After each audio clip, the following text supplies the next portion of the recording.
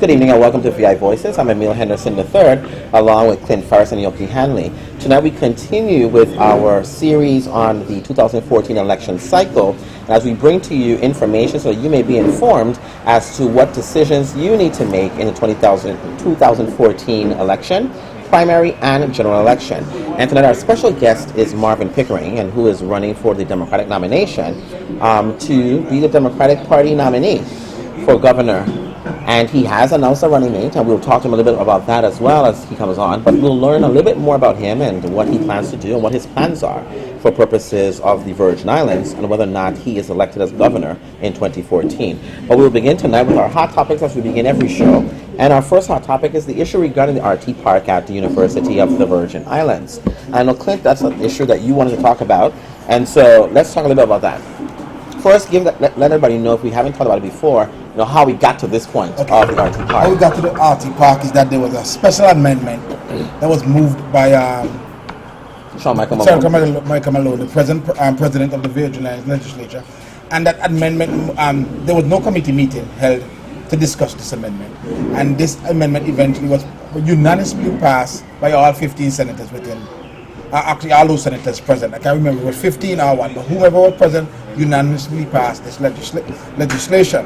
And it's changed up the whole dynamic of the RT Park, and then also now started to pit the RT Park against the EDA. Right. And actually, in some terms, created the RT Park becoming a tax shelter for businesses that may not even be in the territory. Exactly. Correct. Yeah. In the territory. And no requirement to hire locals. Correct. No requirement to hire locals. Virtual companies, basically. Yes, but they have been touted to actually pay the average salary of the RT Park employees are $66,000. That have 200 Virgin Islanders employed and all of that. And eventually it became like a tit for tat in the local newspaper, where the aspirant for delegate to Congress, Stacey Plaskett, established her position early and said she didn't like the sentiment of the law. This was undemocratic. We need to not pass it, and the governor should veto it. And eventually, the governor vetoed, where he had board members for the RT Park. I think Mr. Alex Moorhead, who went out and put on paper his position, and which was in support for the amendment. Right. Which was in support for the amendment. But he also alluded to the fact that there was a lack of transparency on the part of the EDA in terms of their process. And then I said, wait a minute. Who alluded to that? Moorhead? Moorhead. Not only alluded to, I think he put it in black and white in the paper, indicated that there was a lot of transparency in the form of the RT Park, and saying that it would be done in executive council. To me, executive council, there's nothing transparent about executive council. The only thing you do is just say what happened in executive council, and that's it.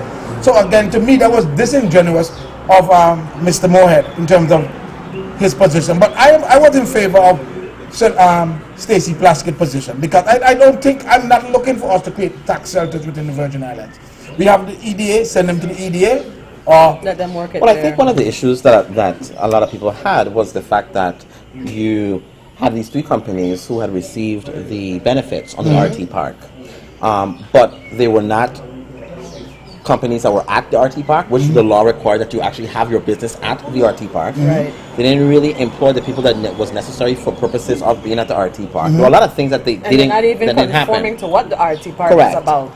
And so they received these tax breaks, and it seemed to many people that the amendment was designed to ratify something that should not have occurred in the first place. Correct? Okay. And so now, in doing that amendment, it appears that the bill also created a greater issue, in which it opened up the definition of who can actually receive the benefits to include individuals that were not previously intended, which means you could have live in Idaho, have a virtual company, never come here, not be a resident here, not hire anyone here, and receive the tax breaks, which was not what was intended for the RT Park. Just by running your data through the RT Park. Correct. Right, simply running your data through that. And so, what I found perturbing to me was the attack that came out, simply because there was disagreement with the way that the process went through. Correct. And I think had it been properly vetted, I don't believe that would have been a amendment passed. Right. No. And so, the governor now has vetoed the bill. Now, I remember there was a lot of discussion of how this is not going to happen. Very rarely will you see the chambers of commerce, both in both districts, come out. What I find interesting is that the St. Thomas, St. John Chamber of Commerce came out first before the St. Croix Chamber of Commerce came out. Where were they? That's what I want to know. This amendment really affected the St. Croix district. Since we're the one trying to get as much as we can, and it really affected us. But the Commerce, for Chamber of Commerce of St. Croix, didn't really come out at first. But Maybe they didn't fully understand No, it. but see, the local Chamber of Commerce, it's not the St. Croix Chamber of Commerce, is always on the opposite side, and sometimes they need cajoling to bring them over to the right side. No. No lie, but I have to give one credit to you. I think all of this could have been avoided, and I think all of this is like a snowballing effect. Because I think a lot of the actions of this administration created the environment that led to this particular amendment. Being snuck in under the table as it was. No, under the cover of darkness. Under the cover of darkness too, but I think they created the environment that made it necessary to put forth such a legislation. Well, thankfully he vetoed it. And that is, and which I this is one of the first veto that I really cheered the governor for. Yeah, I think he made the right decision. He and I were on the same page with this one particular issue. Well, and a lot of other people who were logical in understanding what the amendment did for for St. Croix. And I think we need to look at the senators who actually voted in the affirmative for it, and really give a hard look at them, because I'm surprised that they would allow something like this to come through. Unanimous. For those that were present. Yes, and we're going to find it. But one thing I have to say, since we're on the RT Park, UVA just had its graduation. And the RT Park sat right there on the western part of campus. The RT Park was recently completed, and it probably started in the last 5 years, when President Hall, under his tenure, came in. And another funniest thing about it is, this is 2014, and UVA is still holding its graduation in a tent. No, in a tent. Well, it's a bigger tent. No, in a bigger tent, like a circus. It's a bigger tent than the last tent. But think about it. You build an RT Park, a nice building, and the building can serve as a backdrop for graduation. It could have served as a backdrop. However, they placed that building so far east, so close to the road, that it didn't make it. It's not practical to hold graduation. Well, according to Dr. Hall, every graduation he's going to talk about it. Hopefully the senators are going to put the money forward to get us our own sports and fitness center. I'm tired of that. Dr. Hall is deflecting his job and his responsibility, because he could have had an interim facility to host graduation. I have been to graduations many places where it has been held on a lawn, and the building is at the backdrop and serve as the stage and platform for graduation. And that could have been done in this interim until they get a facility built. Dr. Hall should be leading this university, but he's not.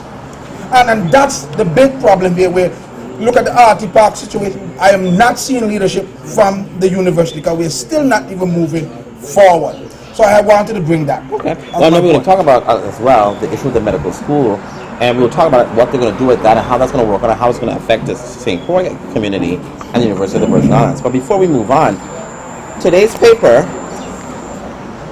the AG's report, basically talking about elections missing thousands of votes in the 2012 election, detailing missing votes, detailing missing ballots, improper ballot counting. It's just a very scathing report coming out of the AG's office. What's important to note, though, is the AG represents the Board of Elections. And so he should have been able to tell them what they could and couldn't do. But it's a scathing report that talks about the irregularities that occurred in the 2012 election, the fact that there were so many issues and differences between what happened in St. Thomas as opposed to what happened in St. Croix, and the fact that I want to make sure I get this right. 2,985. 2,985 votes, nobody seemed to know what happened to them, where they were. All of the St. Thomas, St. John. All of St. Thomas, St. John. But my question to you again, with this AG report, why didn't we just utilize the 2012 year? Why not look at the 2010 year? Because 2012 was the year they asked them to do. See, and then go back to 2010. And to me again, and that's telling that you have a history of wrongdoing with the Board of Elections. Well, until you have an AG who is going to actually do AG's work, which is protecting the people of the Virgin Islands, then these are the things that will continue to occur. Because some of the telling signs are there. How do you, a system that was not broke prior to 2010 in terms of how you reported votes and all of that, then in 2010... Was it not broke, or was it that people just didn't care, or they didn't know that this was the process? Think about it. It may have been, there was maybe some instances that we need to overhaul or reform. But if you think about how everything was being done, there was some level of transparency, because you knew you could track votes, you knew where the votes were coming, and it jive with your base, and you knew where if you got votes in Christian said that's an indication that yes, that was true votes. But even in the time 2010, when Bird got voted in St. Thomas? Well, that's another story for another day. But in 2010, people getting votes. But what we'll do is, I know somebody who's very interested to ensure that votes are counted the way they should be counted, and that's Marvin Pickering. Correct. As he is seeking to be the governor of the Virgin Islands in the 2014 elections. When we return, we will have Marvin Pickering with us. Back in a moment.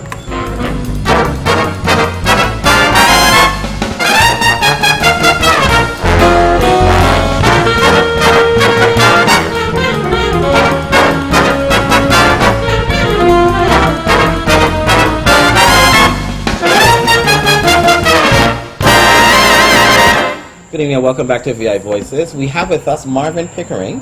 Mr. Pickering is seeking the Democratic nomination for the gubernatorial election of 2014. And we want him to be on the show. As you know, we're doing our Rock Your Voice campaign, where we're trying to get as many individuals running for public office to come on the show so that you may be informed and be able to make informed decisions. And so I welcome you.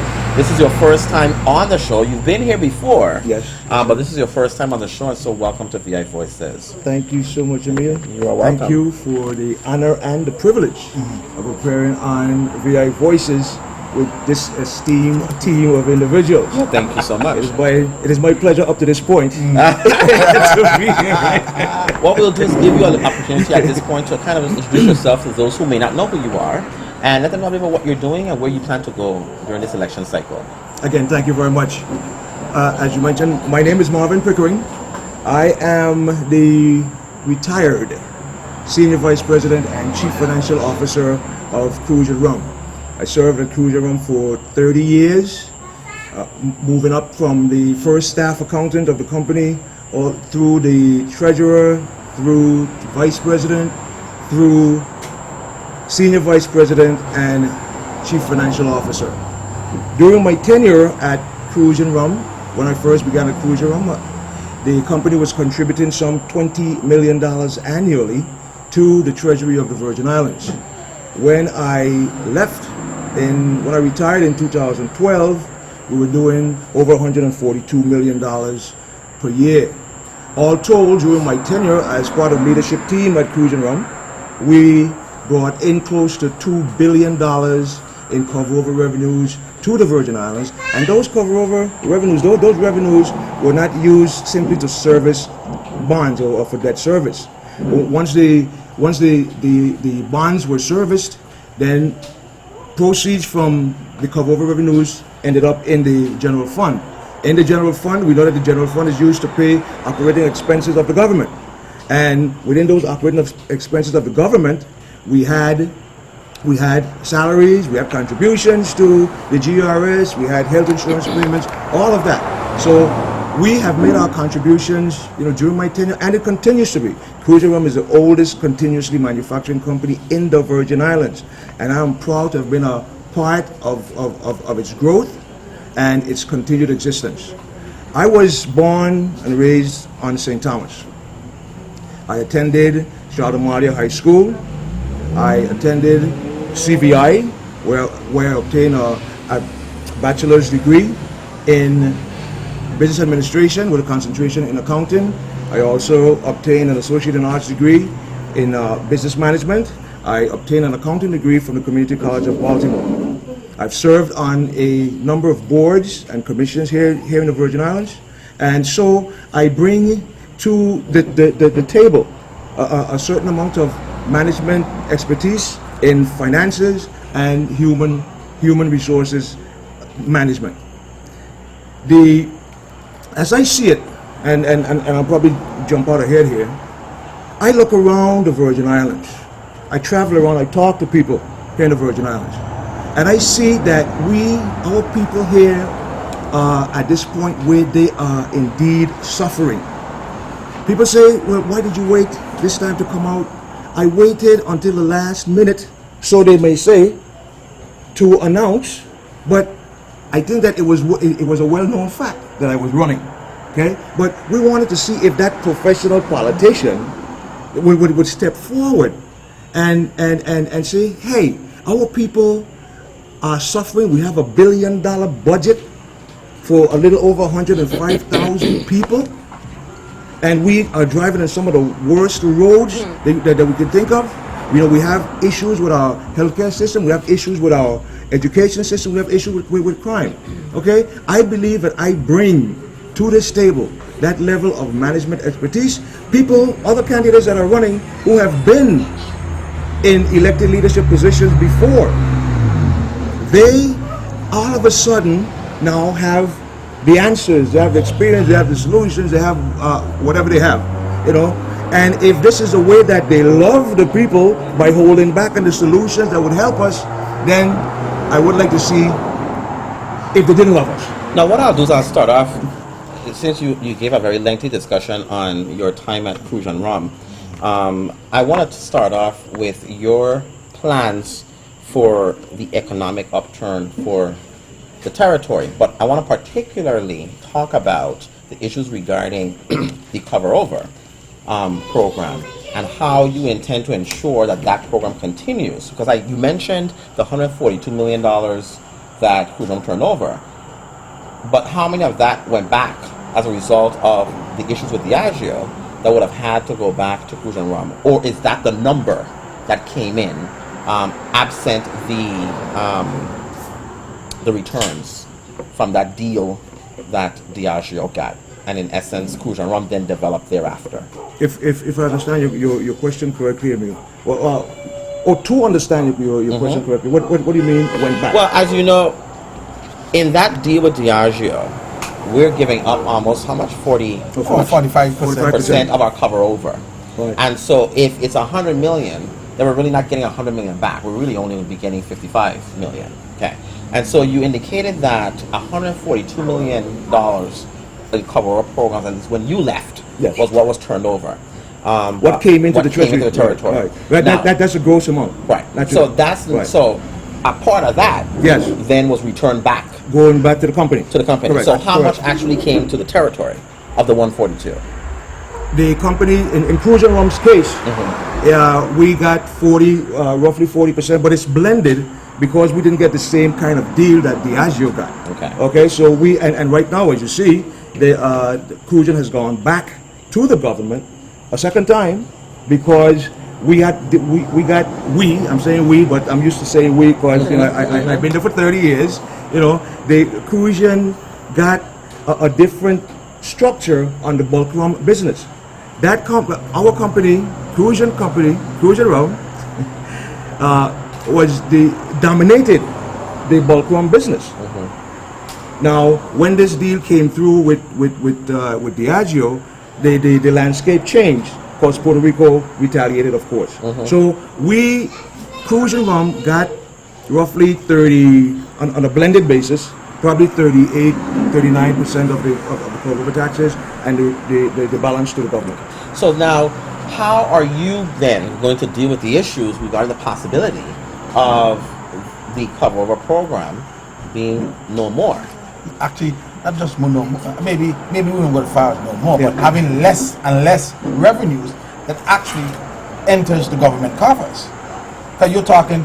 Well, I want to answer both because both. I'm not willing to say that it won't. I'm not willing to okay. say that it will not be no more. I believe that when the United States of America is trying to find money, and they will do what they need to do. I believe that when you have a group of individuals like the Latin community in Puerto Rico who has stronger ties and power in Congress than we do here in the Virgin Islands, they will start to speak a little bit more. And so maybe you can answer both of those questions. In the event that Congress decides not to have that program anymore or to reduce it even further, what plans do you have in place for purposes of our economy? That we have to, in a nutshell, we have to fight like hell to maintain it. You know, I cannot see the Congress, you know, reducing or taking away that benefit that we've enjoyed for the past 50 years. We have to go to the Congress and we have to make that case. You know, our economy is in shambles. You know, and as American citizens, who has the highest per capita veterans or people that died in wars for the United States, for the United States, I cannot see that happening. That the Congress would take away that benefit that we've enjoyed for 30 years. They may make tweaks to it.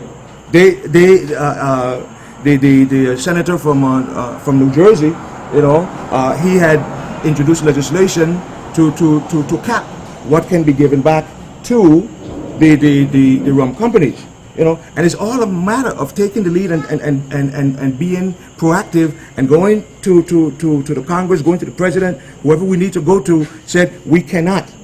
You know, we are American citizens and we have to fight. I mean, it's just like, you know, I thought, and let me segue into this a little bit, but I thought that we could have made a case for the gasoline, for the return of the gasoline excise taxes. You know, we took it to court, we did all of that we did back in the 70s, 80s. We lost in court, but we never took a leadership role and said, we are going to make a case. This is what we need in the Virgin Islands, even if it was on a limited basis. You know, give it to us. Give us a certain amount of money for a time certain. These are our needs. Right. That case was, in my opinion, was never made. Mr. Pickering, Yes, sir. and one thing I'm good at is reading between the lines. I think you just, you basically put it out there that there are some candidates who have years and years of experience and have not delivered on the gasoline taxes and those returns back to the Virgin Islands people. Your campaign is pushing, one of your tagline is a new day, a new way. So you are a new candidate into this political arena. What's so new about your candidacy, and what sort of brand of leadership are you going to bring to the Virgin Islands people to transform us and reform us? Good question. What is new to my candidacy? I am not a dyed-in-the-wool politician. I'm entering into this fray. I have been an executive though for the past 30 years. I want to bring a different management style to this government. We have hard working, dedicated government employees in the Virgin Islands. They need underpaid. They need good, strong leadership and direction. I intend to bring that kind of leadership that I've gained over the years to run in government. You know, I want to. We talk about the new day, new way. Okay, I want to give commissioners and directors the wherewithal to run their shop. I cannot micromanage 9,000 government employees. You hire those people to run the shop. And here is some of that unique that I'm going to do when elected. Commissioners, directors, I want you to choose your leadership team. I want you to choose your leadership team. Okay? I want we as an administration would set our goals and objectives. You pick your people, your leadership team. Don't get me wrong. And we will define how big that leadership team would be at the top. Okay? But once we have defined those goals and objectives, and it is filtered down, cascaded down through each department, each and every department, with the overall goal that would reflect the vision and the mission of the administration, then this is where we go. Okay? This is where we go. To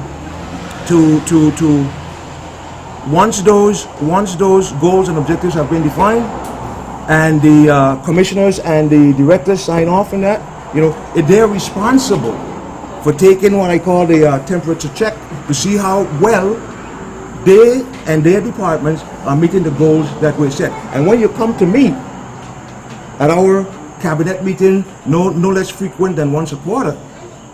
Okay? We will take that temperature check at your level. See what you're doing. If it's red, yellow, or green, those are the benchmarks that we use in the private sector. But now, in terms of government, and I think you're coming from a business background. Correct. One of the things that keeps businesses flowing is data, feedback, knowing what's taking place in the workplace, what's taking place in the world, in the business markets, knowing what's happening. And you speak about the temperature check.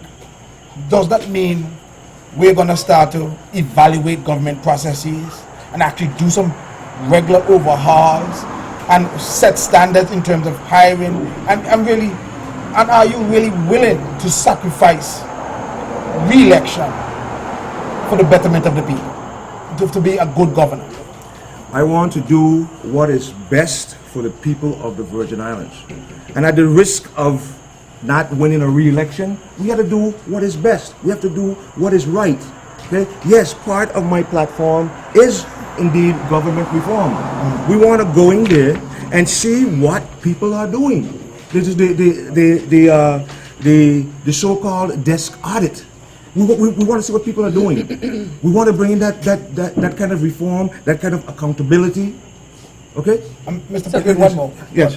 And if you could quickly tell me, I think a few years ago, we used to say, when people come and talk about education and whatnot, you'd ask to define what is best.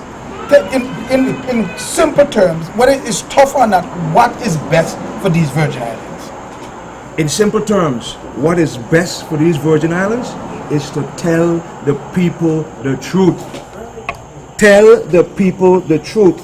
We have been far too long blowing smoke.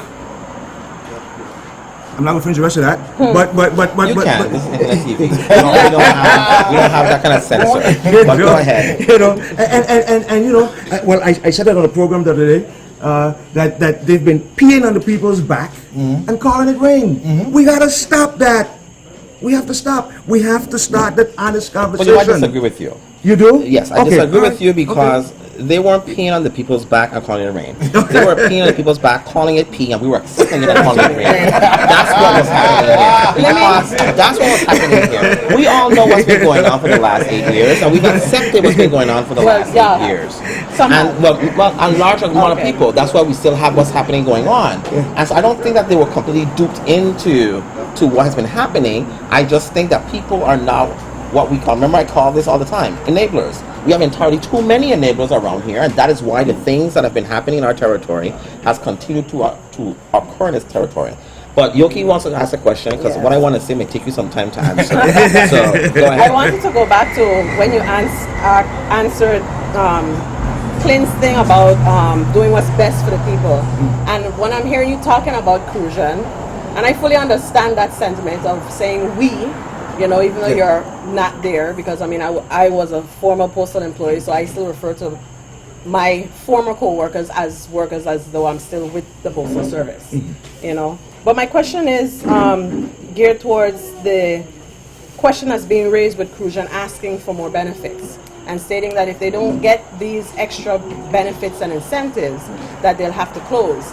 And in hearing you keep referring to we, not we the people, but we as Crucian, I'm just a little bit concerned on your partiality. You know, if something were to come up where now Crucian's deals in order for them to stay running would cripple the territory, would you, and I'm sure I know the answer, but I'm going to ask it anyways, would you say, you know what, Crucian, I love you, see you? Or are you going to say, all right then, let's go? If the government has to give up another 10% to maintain the 55 or the 65% that the cover over is bringing in, isn't that best for the people of the Virgin Islands? Than to allow the company to go belly up to disappear and lose all that, and lose 100%? What's the total of the cover over that Diageo gets? Out of the 100%, what does Diageo get back? The percentage. It can go as high as 45%. And the percentage for Crujan, what do they get back? Right now, as I stated before, they get back 25% on the bulk business and 40% on the branded business. So that's Diageo, 60. no, What is no, 20? it's two Average, different, after average. two different types of products. Okay. Okay. Diageo gets up to 45% on theirs. Uh-huh. Okay. And And they Crujan bulk. gets back. And the bulk are Well, their bulk is considered branded rum. Okay. And Because then- it goes into the Captain Morgan brand. And then Crujan gets back, you said, up to 40. Up to 40% Okay. on its branded product. Okay, so we're looking at a total of roughly 85. So that means that the government gets out of that 100, and if we have 85 going to the two rum companies, the government only gets 15%. No. I'm not doing No, that. you can't do Okay, that. just- You have to average it. Each person Average? separately. Yeah, right. Yeah, Yeah, okay. you have to average it. So Right. if you- so- Because the government is getting back, if But they Diageo still goes have up to to go return it. They still have to return out. If they get 100 million, then how much of that they have to return back to Diageo, and then how much of that they have to return back to 45 million to Diageo. 40. Uh-huh. And And an 40 average, most and 40 55. million Right. to to Crujan rum. Crujan rum. Okay. Right. So now what that, But then, in terms of Diageo's deal, you look at the fact that you have debt service to talk about, and you have The other molasses things within, subsidy. and molasses, Subsidy. all of the Molasses something, The subsidy. free and all of that. land, the free building. Yes. coming we have to do out, debt coming service for the out free of bill. that And then- 45%. Right. Coming out of that 45%. This talk about if molasses goes up to $10 a gallon, that's not true. It comes out of the respective shares that the companies get. okay, but my point being though is that, when these two deals were done, it was touted as this is going to be the savior, the panacea for the territory. We still had the 8%. We still had the layoffs. We're looking at more layoffs now. We had the increase in the GRT. We're looking at, and Grocery tax, but- yeah. right. So you're saying now that we should be able to squeeze out an extra 10% out of a very little bit that we're getting back to save Crujan? No, but let's ask this question to Mr. Pickering. a little bit. Well, let's ask him when we come back from a break, Okay. because that question's not going to be long. No. And It's so, going to be telling to her question. so her question, okay. But Nikki is telling me, You got time? Yeah. Okay. So we'll be back in a moment. We'll ask some more questions. I'll be back in a moment. Back with Marvin Pickering.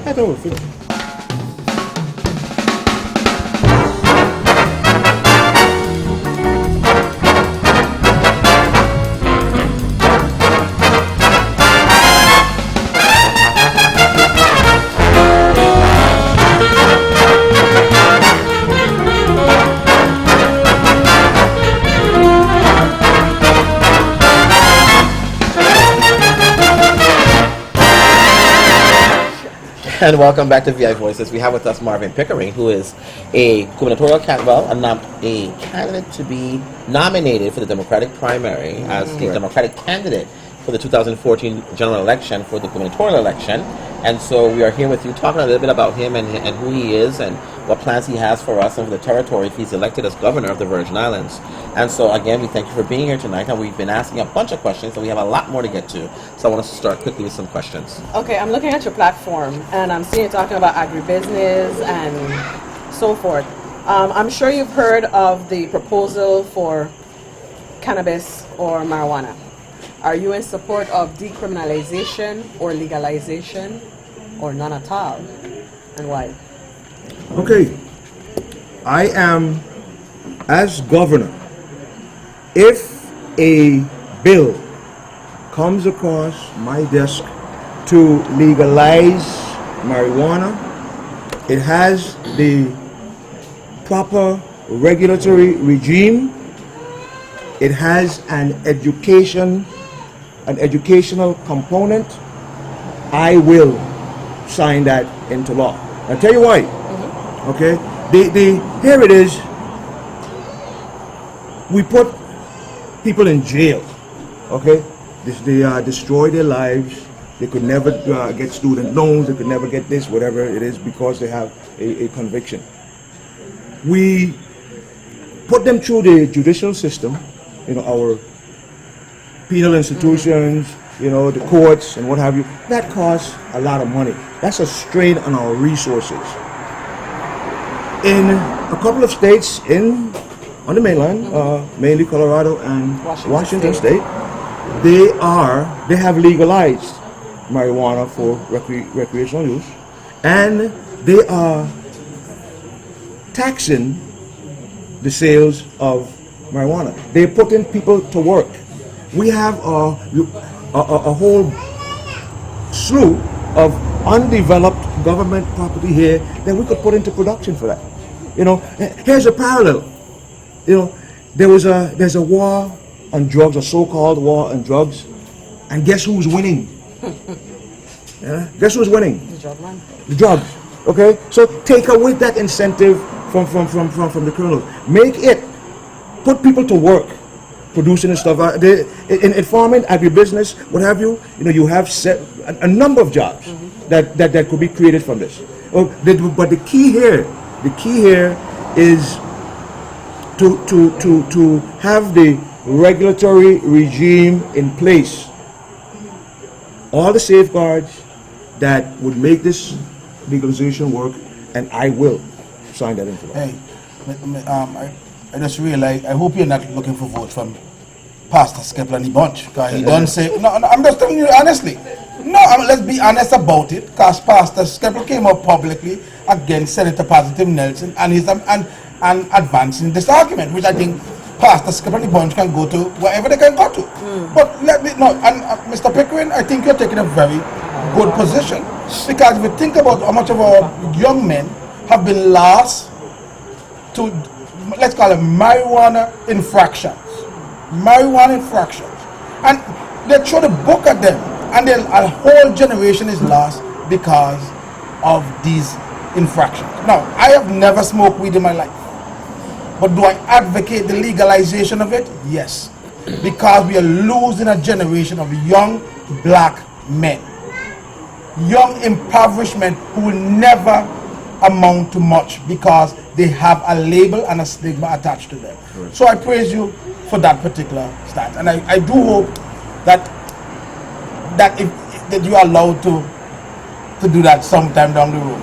Now, what other initiatives are you going to offer economically to grow our treasury, to bring revenues into these Virgin Islands? We mentioned marijuana. We talk about the rum cover over. What other new things can you put forth to generate new revenue that has yet been tapped by this government? Especially for St. Croix. I had to add that caveat. You know, I mentioned agribusiness. It boggles my mind that we had here at the University of the Virgin Islands the tilapia farming program. People came from all over the world to study these methods, and we never developed that into an industry. What is wrong with us? Ask him, he's Mr. UVI. So you can ask him. But hold on. We're going to see the benefits of doing that. Now we are importing tilapia. When we could be growing it here. And we could be growing it here. Mr. Pickering, that's a fair question to ask. Yeah. And it speaks to the leadership that we have in the Virgin Islands. And you're talking about tilapia. Are you indicating that education is also part of this economic plan? Because those people who are charged with leading these educational institutions within the Virgin Islands have yet to lead. Whether it's UVI or the Department of Education. Is that what you're saying right here in our show? It has to be a very important component of economic growth. Okay, we want to provide jobs for people. We want to encourage businesses to come into the Virgin Islands. Do we want them? Do we not want to have qualified and trained individuals from the Virgin Islands to fill these jobs? Do we want them to? Haven't we not learned from what happened in the 60s with Harvey and Martin Luther and Hovenza? How long was Hovenza here before we had a technical school to start to teach process technology? You know, and we talk about leadership. This is how leadership is supposed to look like. We have to have the will to do what is right and what is best for the people. And quite frankly, we have come up short in that area. Here it is. Here's another thing. Agriculture. We have UVI. I want to beat up a UVI. Okay. That's your alma mater. That's my alma mater. I graduated from Ball State University in Indiana. That's my alma mater. I graduated from there. I teach there occasionally. And so I have that. I contribute to it. Okay, so yes. You can pass judgment. Let me let you add this before you finish, so this will come in, because I hear everybody talking about bringing in businesses, but I don't hear anybody talking about developing our people to be business owners. So let me hear that in the rest of your response. No, that's not just. I just want to make sure, though. Okay. All right. Not just bringing in. We want to encourage businesses, indigenous businesses, to start up in the Virgin Islands. My lieutenant governor candidate, okay, Calford Martin, a gentleman out of St. Thomas, okay, spent 25 years in the Small Business Administration, federal government, helping local Virgin Islanders to start and grow their own businesses. Okay, that is his strength. 25 years doing that.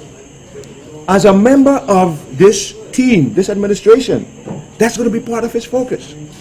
And here, of course, we have the Economic Development Authority. We have, I heard you guys talking about the rift now that's going on with the RT Park, etc., etc.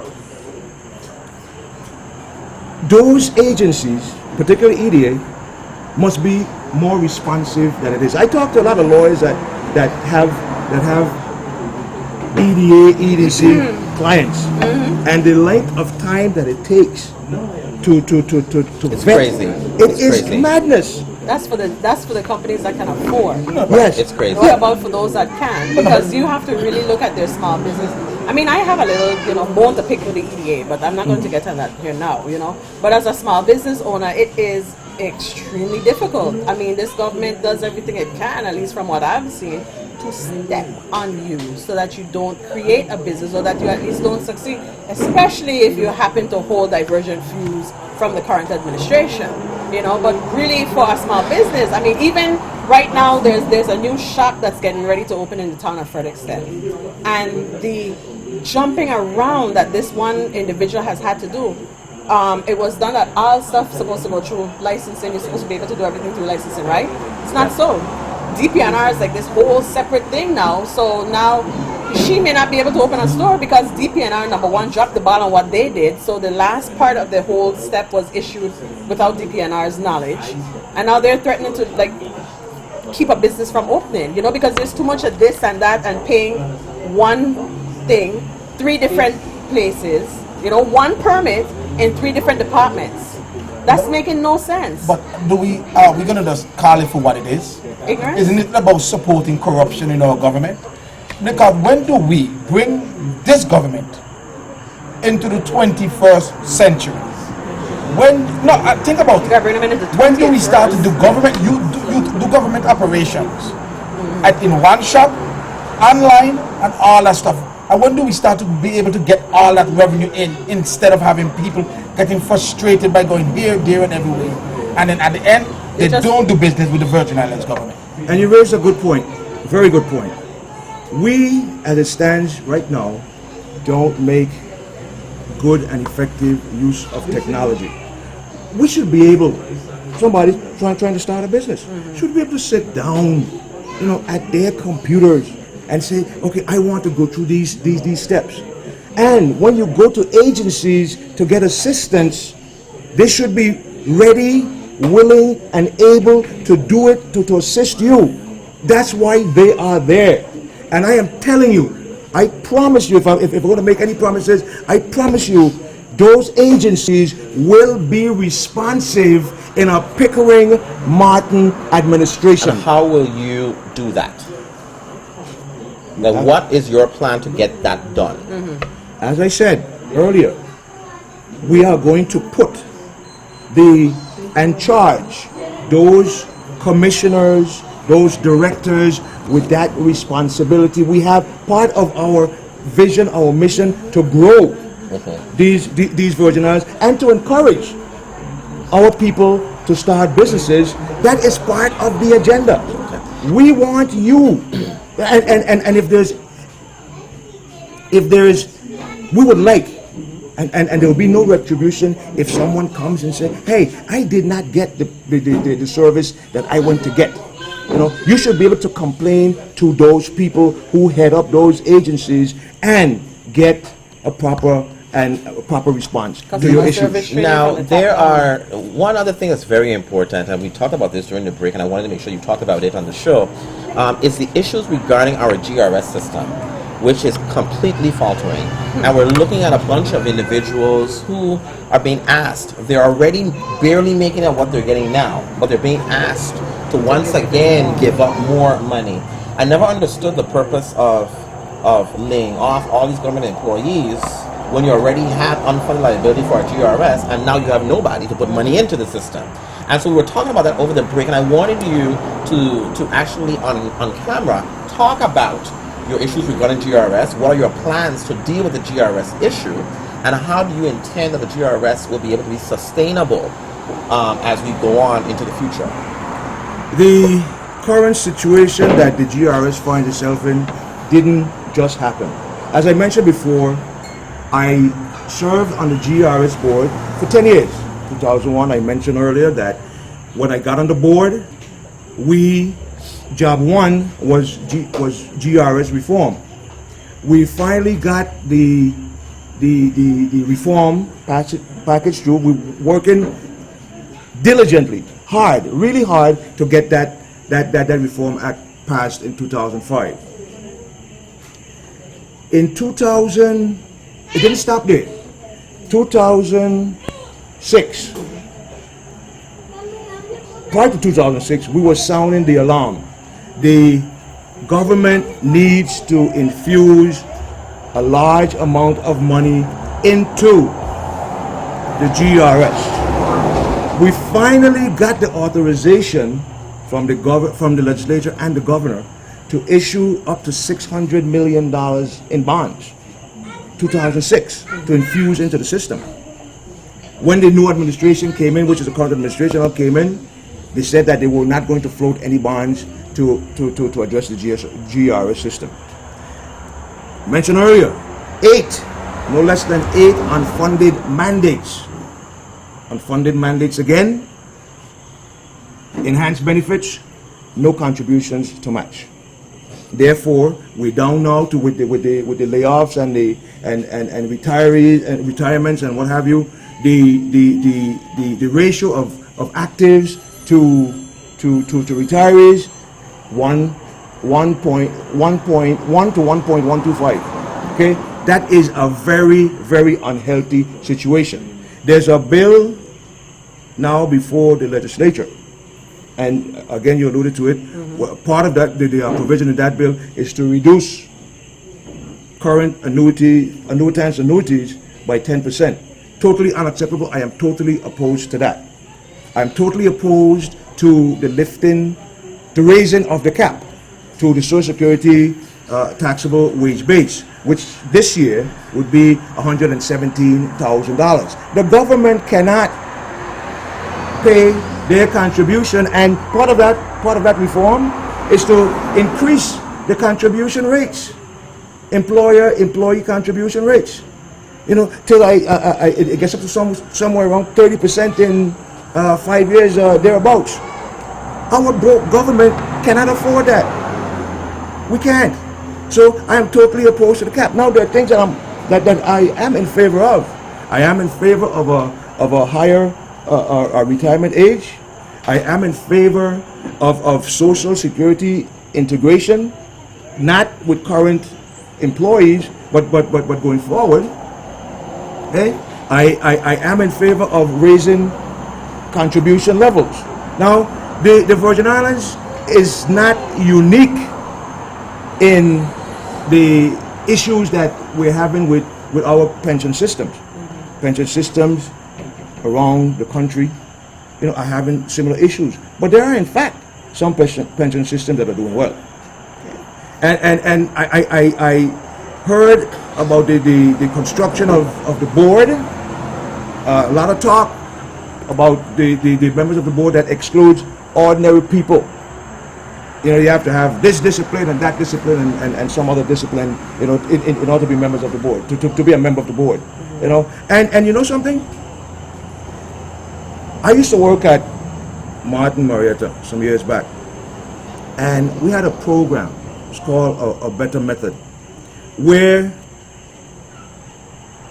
companies were used to having the executives sit in their offices and decide what we're going to do this process this way and that process that way, and they left out the most important component, the people who are doing the work.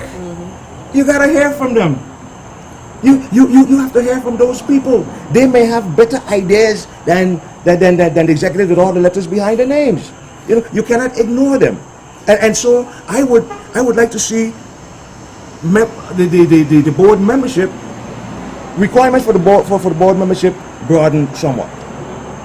So are you saying requirements for the Senate? No. So are you saying reduce the appointment that the governor can make and have the members elect more of the board members? That's what you're saying? Yes. Okay. Currently there is a election for two retirees. Yeah. One from this both district. Yeah. From each district. Yes. No, but I do agree that we do need, because once I belong to TIU CREF, which is a 401k for the university, and all the members of that particular board are elected by the people who pay into the system. And to me, that's not a bad idea to do. I want to ask you quickly, what is your position on our current energy crisis? What plans do you have in regards to us to deal with our energy crises? As I mentioned earlier, we pay some of the highest energy costs in this part of the world. Okay, we are currently paying 54 cents a kilowatt hour. I went back a couple of days ago. I looked at what it was last year. It was 52 cents then. Now, in all fairness, WAPA has said that with the switch to propane, that there will be a reduction of some 30% in the LEAC. Oh no, there's no LEAC anymore, right? Yeah. There is. They just have it under This is what it takes that they think that we are not paying attention. Yeah. So they've removed the statement, the line item LEAC, and now they call it a fuel surcharge. Right. Mr. Pickering, to modify what you just said, I think didn't they say 30% in the cost of energy? Reduction in the cost of energy. You see, and that has been confusing. 30% in the cost of the fuel. Okay. Okay. Currently,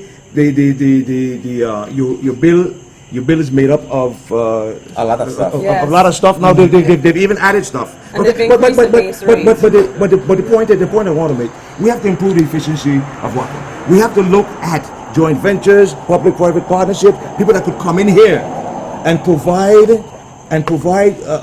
energy at a much lower cost. At 54 cents a kilowatt hour, I know that we could find people outside there. And I'm not advocating the sale of WAPA. I'm just saying that we could do this differently than we've been doing it in the past. Companies would come in here for half of that cost Mr. Pickering, and make money. but Mr. Pickering, Yes, you sir. advocate, and let's see if we can come to a consensus. Would you advocate the relocation of WAPA from where it's at right now and be committed? Because let's think about it on a broad scale. WAPA, because of the high cost of energy and because of its present location, is hampering our full development, whether economically, environmentally, or what. It's hampering our full development. We need to move it from Christiansted, put it someplace else, and start to develop that nice area in Christiansted. Now, answer his question when we come back from our quick break, and then we'll have you close out at that time, okay? My good. apologies. Are you going to remember the question? Because he asks a lot of questions. Well, I know he has one question. Oh, yeah, but it's a long one. Okay, Yeah, I have a short answer. Oh, yeah, sure. Okay. We'll be back in a moment.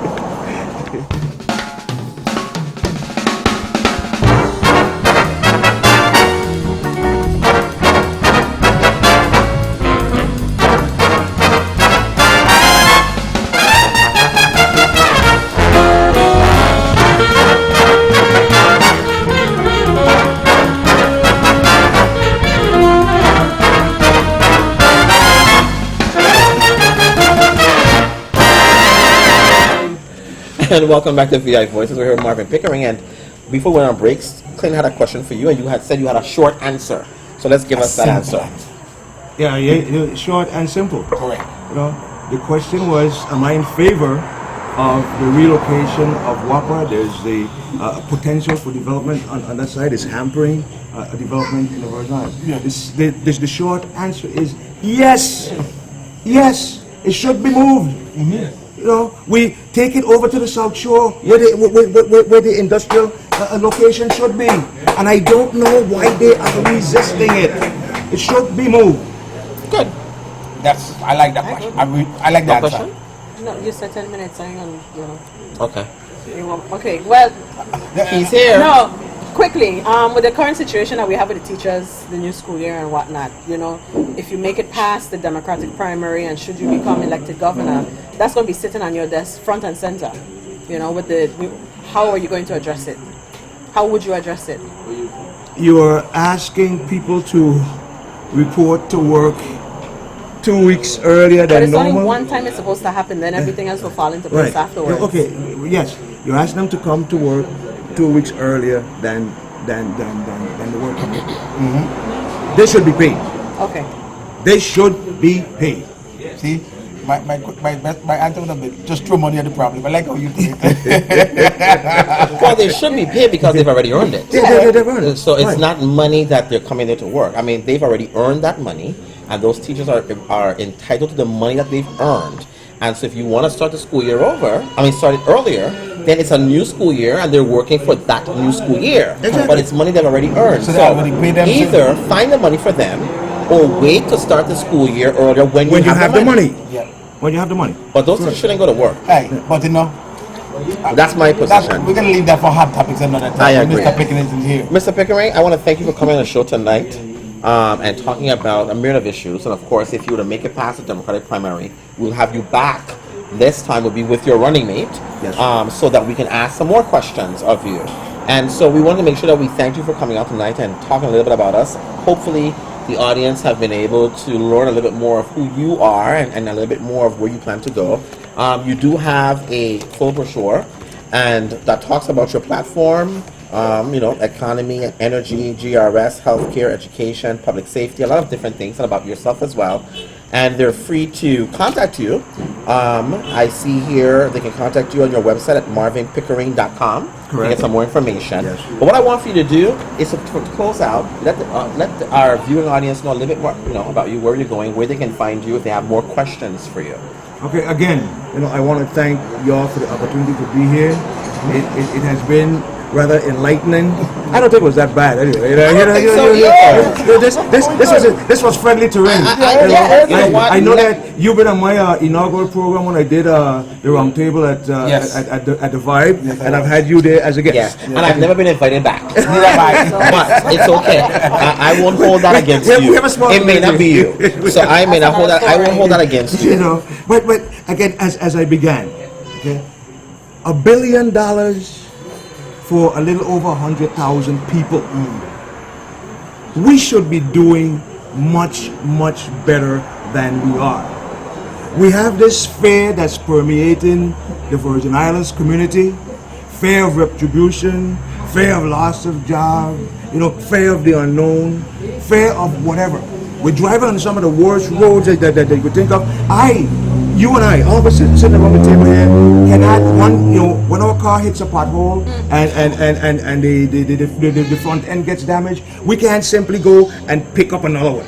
Okay, we have to go to spend money to get it fixed. I feel the suffering of the people in this community, and the folks that are the other candidates that are expressing that they know all the fixes now after they've been in office for years, and all of a sudden now they have the solutions. They have the solutions, and why didn't they bring these solutions forward before now? And I want to bring this new perspective to government and to governance. And I'm asking each and every one of you, get us through the primary with your vote. Get us through the primary with your vote, and on to the general election in November. I thank you once again for the opportunity of being here, and thank you. Yes, well, we thank you, for being here and for sharing with us, your ideas and what you plan to do. Like I said, we'll have you back if you make it to the primary. But even if you don't, we will have you back anyway. I plan to. But you plan to. Okay, good. And Yes. so please share with your other candidates that it's okay. You didn't have a bad time on the show, right? No, I didn't. We weren't rough on you. No, you Because weren't. some people are afraid to come onto the show Really? to answer questions. No. And so we're not that bad. I don't believe that. So we want to make sure that they come on so that the people of the Virgin Islands are educated on the candidates that are coming. Because we are now at a crossroads. We've been at a crossroads for a while, but it's really serious now in 2014, in which we have to be able to make sound and informed decisions as to whom will be the individual to lead us, whether it be in government house, or in the legislature, or at our Board of Elections, or our Board of Education, any public office. We want to make sure that the people who are there are making sound decisions and decisions that are there to help the people of the Virgin Islands, and that people are not just talking about what sounds good for the day to encourage people to vote for them, and then they go in there and do exactly the same thing so that we've been going through the last few years. And so we at RTD here at VI Voices, we know we have our Rock Your Voice campaign, in which part of this process is to educate, and part of this process is to inform you. And we will do our best to ensure to do that. And we want you to know that it is very important that you understand that your voice makes a very big difference in this community. And your voice must be an informed voice. And you must be able to make those decisions based on information that is clear and that is accurate. Don't be afraid to ask the people who are running for you questions directly. And when they don't want to answer you, that should be a red flag that they are not the individuals who should be representing you in office. And so we want to thank you for being here tonight, for opening up and answering our questions. And we want to make sure that you understand that your voices need to be heard. So go out and vote. Good night, everybody. Thank you. All right, thank you so much. I really appreciate you coming on the show. I really do. Thank you. Okay? Thank you very much. You're welcome. Good.